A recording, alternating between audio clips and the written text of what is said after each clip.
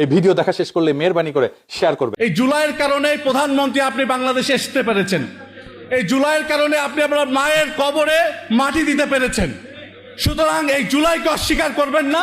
নির্বাচিত সরকার ক্ষমতায় আসার পরে যারা এই জুলাই জুড়ে মেডিকেলে যারা অবদান রেখেছিলেন, দলীয় বিবেচনার কারণে তাদের অনেককেই ঢাকা থেকে বাইরে বের করে দেওয়া হচ্ছে।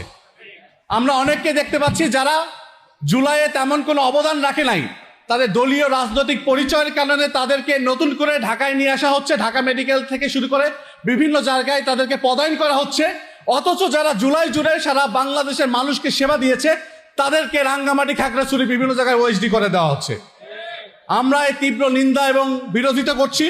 আমরা বলতে চাই, দল মত নির্বিশেষে এই জুলাইয়ের কারণে প্রধানমন্ত্রী আপনি বাংলাদেশে আসতে পেরেছেন।